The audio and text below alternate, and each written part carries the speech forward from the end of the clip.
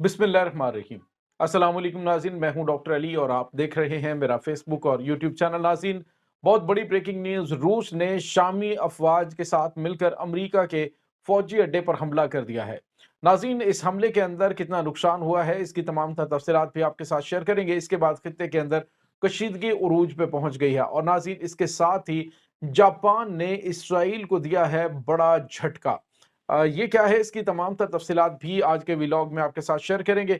Video की तफसील में जाने से पहले अगर आपने हमारे चैनल को सब्सक्राइब नहीं किया हुआ तो काइंडली इसको सब्सक्राइब कर लीजिए और बेल आइकन को ज़रूर दबा दीजिएगा ताकि हमारी आने वाली वीडियो सबसे पहले आप तक पहुंच सकें।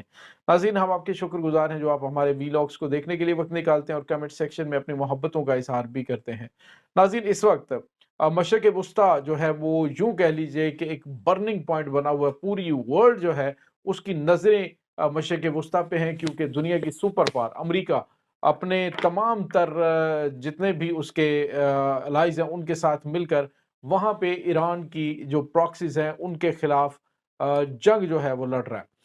अगर यूं कहा जाए कि अमेरिका अब एलानिया तौर पे, पहले ढके छुपे अल्फाज में लेकिन अब एलानिया तौर पे जंग में कूद आया है, तो ये गलत नहीं होगा। और नाज़रीन, इसके साथ ही दीगर जो ममालिक हैं उन्होंने भी जंग में उतरने का ऐलान कर दिया। जिस तरह से ऋषि सुनाक ने कहा है कि हम रूस के साथ जंग करने के लिए तैयार हैं।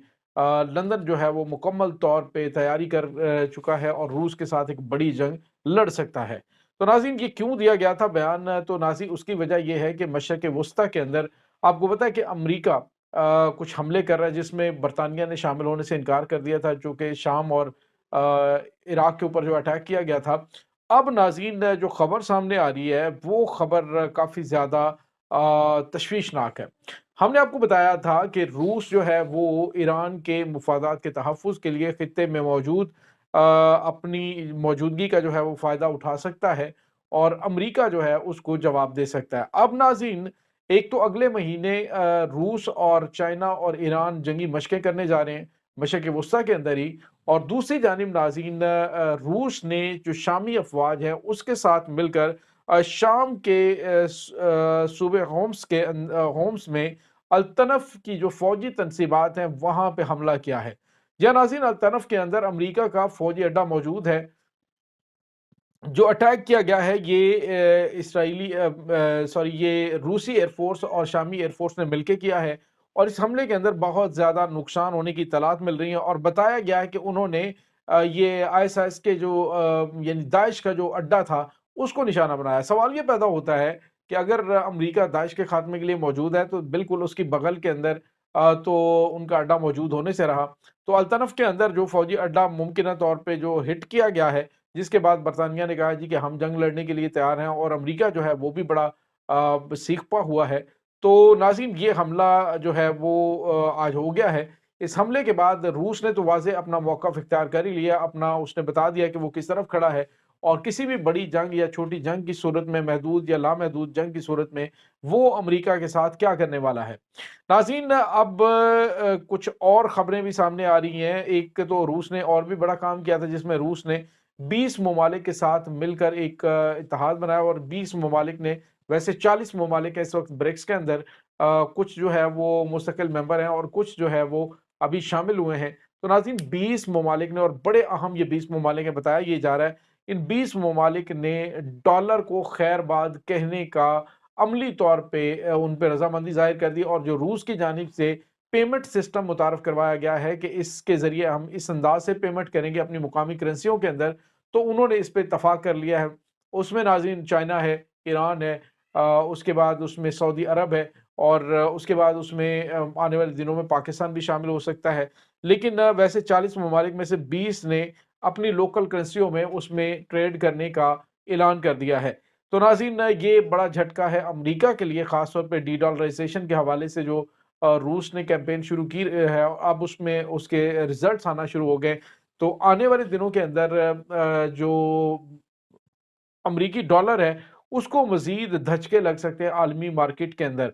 नाज़रीन, याद रहे कि रूस जो है वो दुनिया में दूसरे नंबर पर असलहा और गोला बारूद बेचने वाला मुल्क है और रखने वाला भी। तो अब अगर देखा जाए तो रूस जो है उससे जितने भी ममालिक खरीदते हैं तो वो डॉलर की बजाय अगर मुकामी करेंसियों के अंदर डिमांड करेगा तो फिर उन ममालिक के लिए भी आसानी होगी।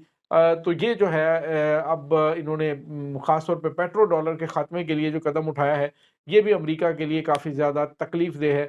آہستہ آہستہ اس کی جڑیں کھوکھلی کی جا رہی ہیں، اس کی جو طاقت ہے، مین طاقت اس کی ہے، اس کو کمزور کیا جا رہا ہے۔ ایک تو مختلف محاذوں کے اوپر امریکہ کو الجھا دیا گیا ہے، ایک یوکرائن وار کے اندر پھنسا ہوا ہے، ریڈ سی کے اندر پھنسا ہوا ہے، غزہ کے اندر پھنسا ہوا ہے، عراق کے اندر اور اب شام کے اندر پھنسا ہوا ہے۔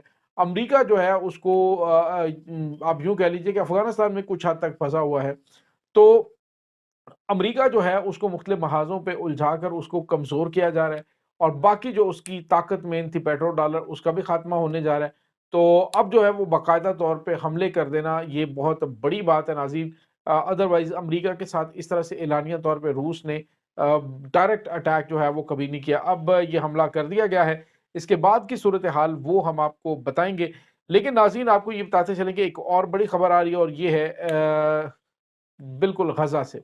یا ناظرین غزہ میں اس وقت ایک بڑی کارروائی کی گئی ہے، اور یہ کارروائی حزب اللہ کی جانب سے کی گئی۔ ناظرین ایک دن کے اندر 17 حملے کیے گئے ہیں، 17 اٹیک ہوئے ہیں یہ اسرائیل کے اوپر لبنانی علاقوں سے، جس میں بڑا پیغام دیا گیا ہے کہ جنگ ابھی محدود ہے، بڑی جنگ شروع ہوئی تو پھر حزب اللہ جو ہے وہ کس حد تک چلے جائیں گے، اور اس میں بڑے اور اہم اسٹریٹجک پوائنٹس کو نشانہ بنایا گیا۔ بعض میزائل جو ہے وہ انٹرسپٹ کر لیے گئے، لیکن اکثر میزائل جو ہیں وہ اپنے ٹارگٹس کو ہٹ کرنے میں کامیاب ہو گئے۔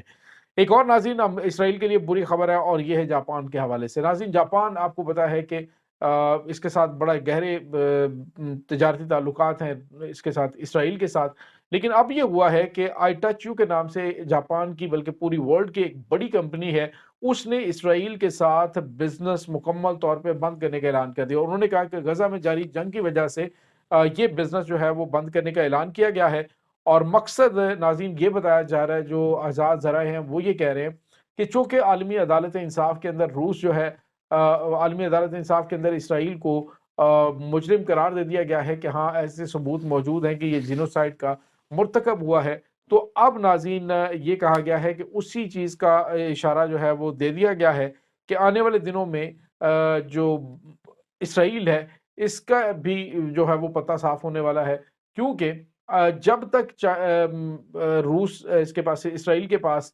دولت کے انبار موجود ہوں گے تب تک یہ اس طرح کی حرکتوں سے باز نہیں آئے گا۔ اب آہستہ آہستہ اس کو ختم ہونا شروع ہو چکی ہے، تجارتی حوالے سے اسے دھچکے لگنے شروع ہو چکے ہیں۔ اگر اس نے عالمی عدالت انصاف جو ہے انٹرنیشنل کورٹ آف جسٹس، اس کی جو ممکنہ طور پہ جو رزلٹ اس کا آنا ہے، جو اس کا فیصلہ آنا ہے، اگر اس کو تسلیم کرنے سے انکار کیا تو پھر معاملات جو ہے وہ اس طرح سے ہوں گے کہ انٹرنیشنل کمپنیوں کی جانب سے اسرائیل پر پابندیاں لگائی جائیں گی، اور اسے اقوام متحدہ کی ممبرشپ یا پھر ممبر ملک کے طور پہ بھی اسے کینسل کر دیا جائے گا، جو اس کے لیے ایک بہت بڑا دھچکا ثابت ہوگا۔ تو ناظرین اب جو ہے وہ بری خبروں کا آغاز ہو گیا ہے۔ یہ بہت بڑی جاپانی کمپنی آئی ٹچ یو ہے، اس نے غزہ کے معاملات کی وجہ سے بزنس سٹاپ کر دیا، مکمل طور پہ اسرائیل کے لیے کلوزنگ کر دی ہے، اور اب جو ہے وہ اسرائیل کو ہاتھ پاؤں پڑ گئے ہیں۔ اب انہیں اندازہ ہو گیا ہے کہ اب آنے والے دنوں میں ہمارے ساتھ کیا ہونے جا رہا ہے۔ اسی وجہ سے ممکنہ طور پہ نیتن یاہو کی جانب سے، حماس کی جانب سے جو شرائط رکھی گئی ہیں ان کے تحت جنگ بندی کو قبول کر لیا جائے۔ ناظرین اس تمام صورتحال کے بارے میں آپ کا کیا کہنا ہے؟ کمنٹ سیکشن میں اپنے خیالات کا اظہار ضرور کیجیے گا۔ انشاءاللہ ملتے ہیں ایک نئی ویڈیو میں، تب تک کے لیے اپنا بہت سارا خیال رکھیے گا۔ اللہ حافظ۔